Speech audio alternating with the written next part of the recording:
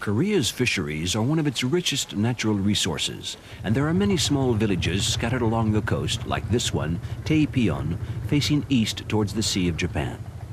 Seen from Europe, Korea appears a distant land, beyond China, in a far, far corner of the earth. A country of which we know very little, except that it's politically divided in two between north and south. Well, our story takes place in the south, and though it sounds like a mythical tale, it's a true story. Throughout the world, when someone dies, their family gather to mourn them, according to a variety of funerary rituals, as diverse as the people who practice them.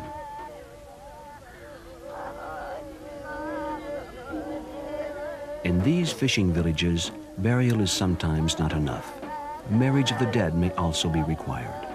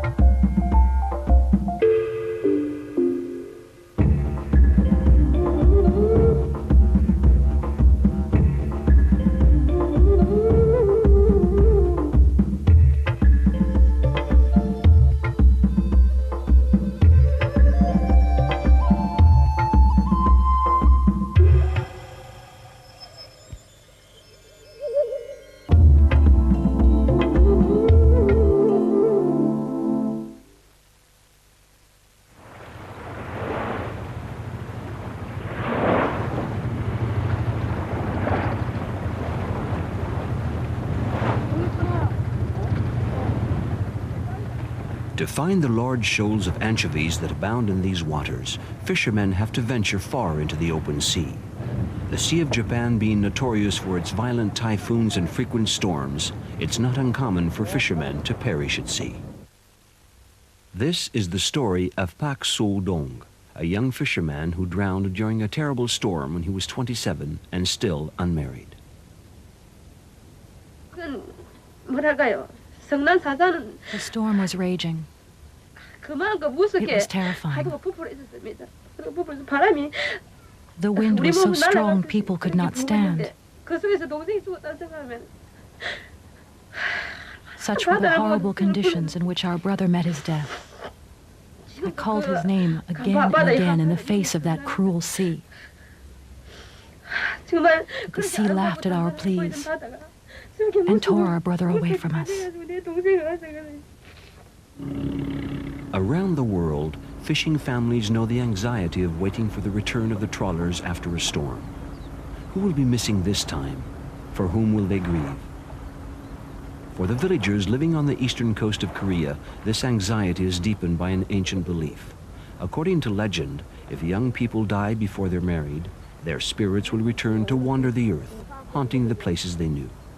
The relatives must dispel this curse at all cost, and to achieve this, there is only one solution. Find a fiancé for him and marry the young couple after death. It is now 2 years since Pak Soo met his death at sea. 6 months later, his father also died of a broken heart. The rest of the family promised themselves they would save enough money to organize a great wedding celebration for the young fisherman. Why do you want to organize this wedding ceremony? He was our eldest son. His sisters are all married, and I want all of our children to be treated equally, whether they are alive or dead. But how can a dead person get married? Marrying the dead is an ancient tradition. Does it seem natural to you? Well, if we didn't marry him, his younger brothers would never be able to find wives. So the family have to find a suitable fiancé, a task entrusted to a shaman. Half priest, half sorcerer, either a man or a woman, a shaman is a kind of intermediary with the spirit world.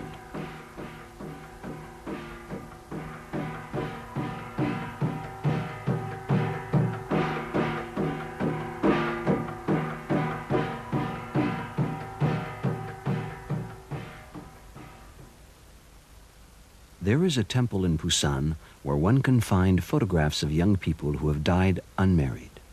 The young woman chosen by the shaman has been dead for 5 years.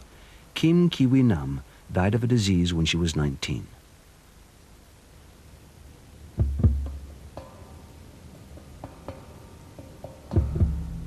The proposal from Taipion is a source of great happiness to the girl's mother. A fervent Buddhist, she went to the temple to offer her thanks as soon as she heard the news. Here, Buddhism and shamanism often intertwine.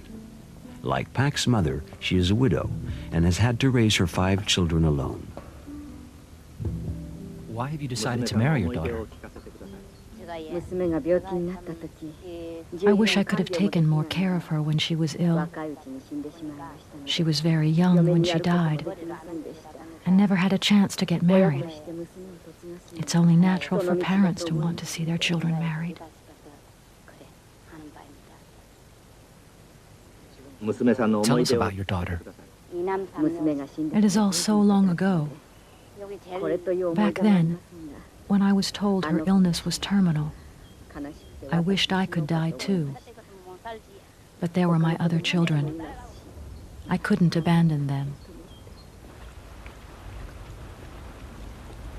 The 2 families have quickly made the necessary arrangements, and through divination, the shaman has chosen May the 7th as a favorable date for the ceremony.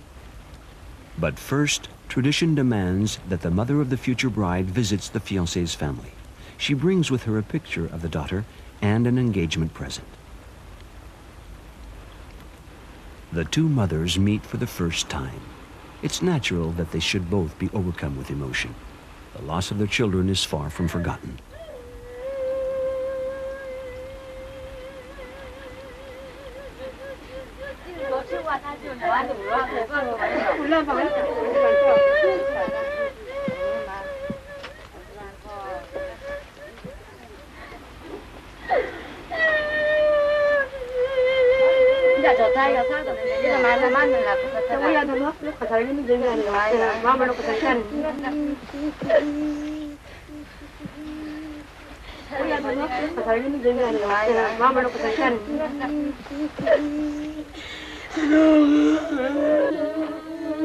The photograph of the young woman is taken out of its envelope, almost like a public unveiling, before being placed next to her fiancé's picture.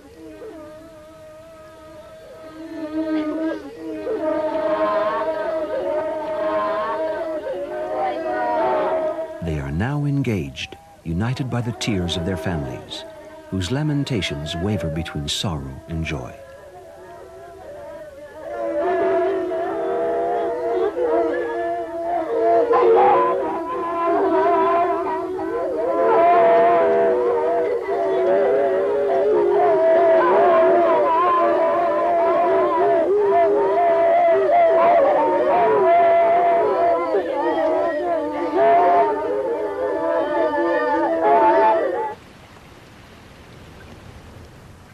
As if to mirror their tears, the sky sheds a fine spring drizzle on the village and its surroundings.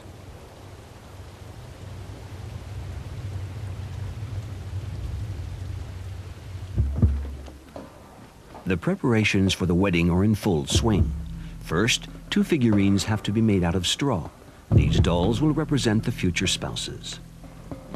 This is a very delicate task, and it has been entrusted to a mudan, a male medium.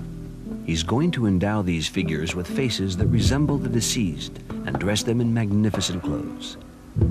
The figurines' wedding clothes are in fact copies of ceremonial costumes dating back to the Li dynasty, who ruled during the 16th century. The mediums are also in charge of decorating the room where the celebration will take place. Traditionally, the gods are very fond of flowers.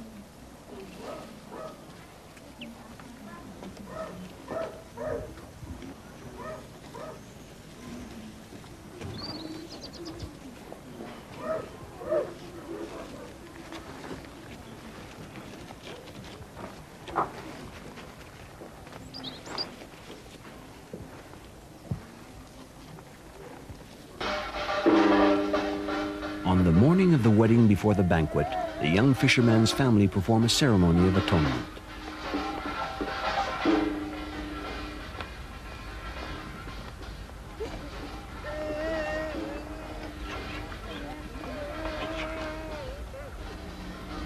Preceded by the shamans and the musicians, the mother and her children walk towards the harbor, where everyone will board a small boat to go out to sea.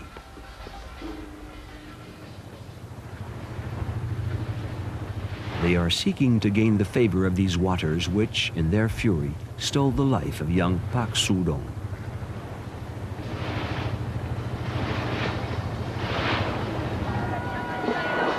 The cotton ball, thrown into the sea, is stuffed with rice. It will serve to attract towards the surface the soul of the young man trapped in the deep. His mother and sisters will chant his name over and over, encouraging him to return among humans.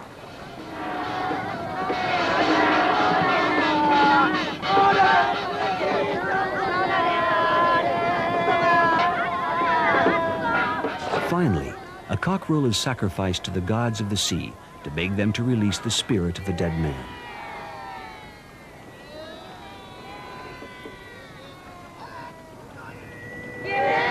The prayers will continue until it's deemed that the soul of the young man has entered the cotton ball.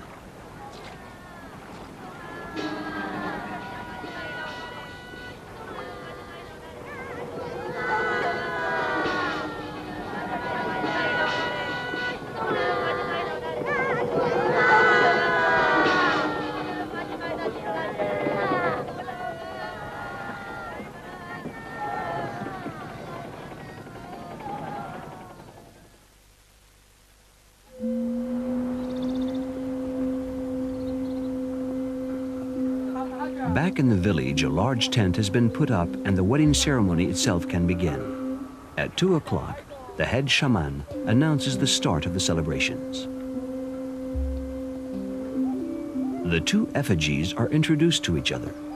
Then an assistant sprinkles the guests with lustral water.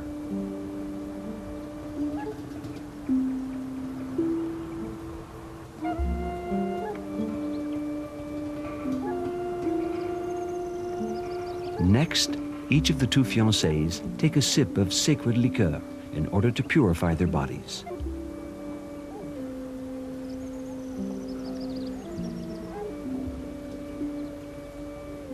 The most solemn moment has come.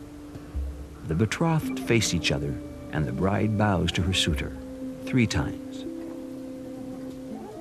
He will in turn pay his respects to her by bowing twice. This is a ritual inherited from Confucianism, and it's carried out to the letter. As a result of the mutual consent they have thus given, these two souls are now united to each other by the sacred bonds of holy matrimony.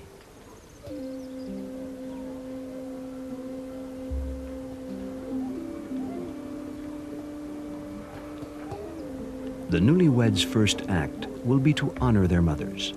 However disembodied, all children owe their parents respect and affection.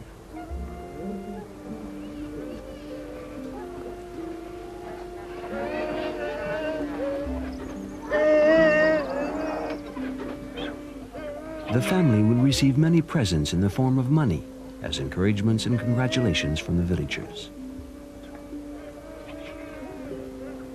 It is now the turn of other relatives, brothers, sisters, and cousins to exchange the bows with the newlyweds.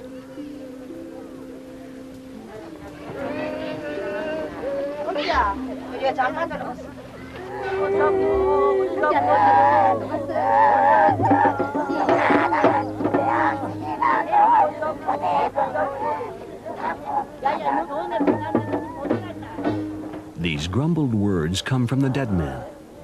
Through the voice of a mudan, a female shaman, he's addressing his mother. Mother, please stop crying. I'm very happy to be married. It grieves me to see you weep.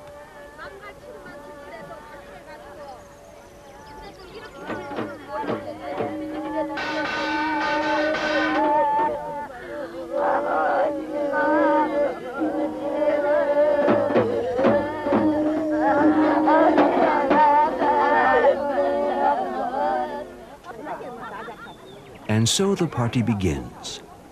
A banquet has been prepared for the friends and neighbors so the whole village may share in the joy of the newlyweds, whose union has been blessed by the gods.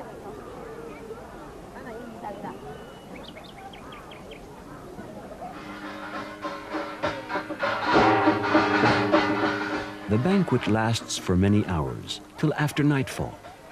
Before the guests depart, the shamans perform a masked playlet, a kind of traditional fable very popular in Korea. The audience knows the story by heart, but find it just as funny at each performance. It recounts the story of an old woman who goes in pursuit of her husband after he has left her.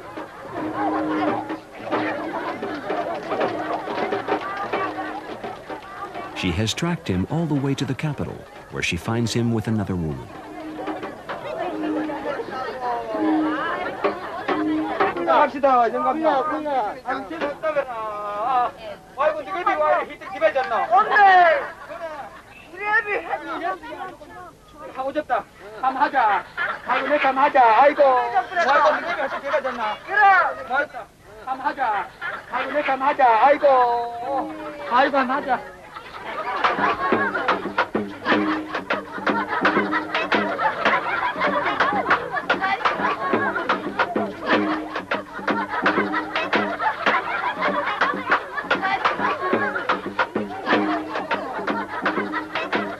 Streams of abuse, violent rows. In the end, the husband dies.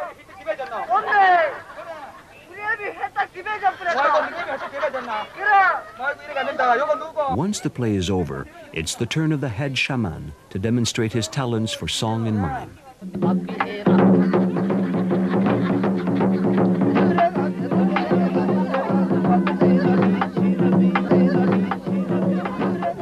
The two mothers cannot resist any longer, and their tears are overwhelmed by roars of laughter.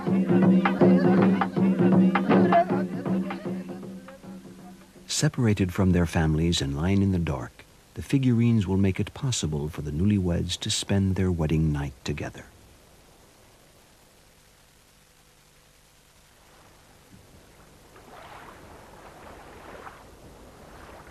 A new day is beginning, and the inhabitants of Taipyeon go back to their daily tasks of life in a fishing village.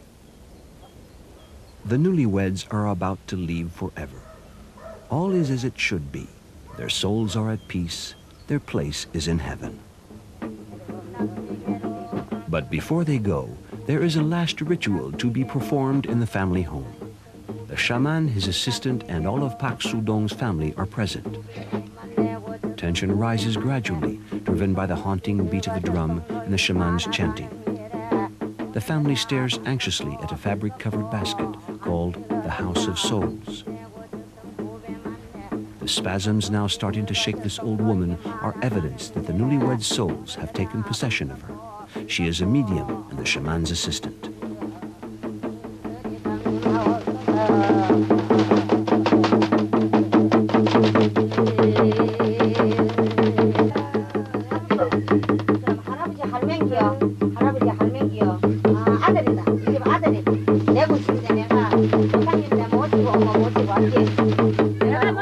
Grandfather, grandmother, I am here with you to express a wish.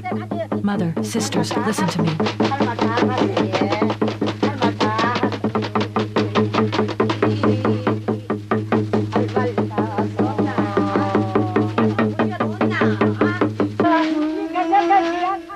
These dialogues usually rekindle the sorrow of the living, but this may also act as a healing process by drawing out their grief.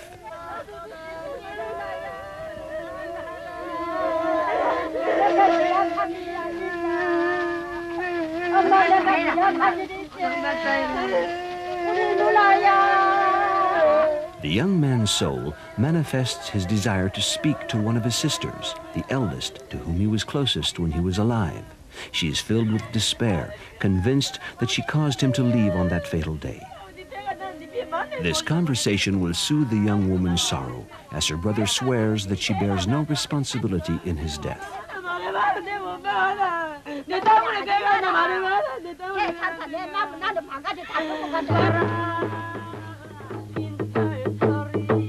She is now singing a tune that she used to sing with her brother. Suddenly, the rhythm changes. Now the young woman is singing about joy. Life has won over death. The time has come to stop mourning.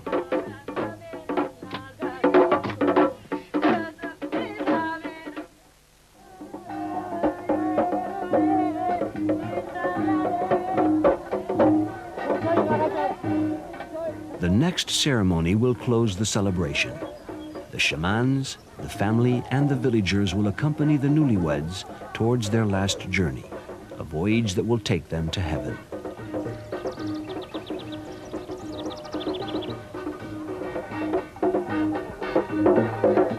This long white ribbon is their path, and heaven is symbolized by these colorful banners.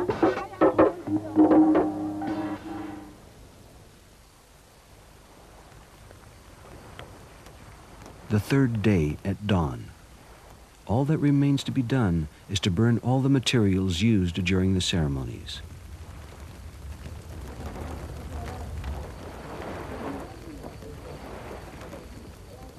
Finally, the family turns towards the sea for a last prayer. Everything is complete. The dead and the living are now reconciled.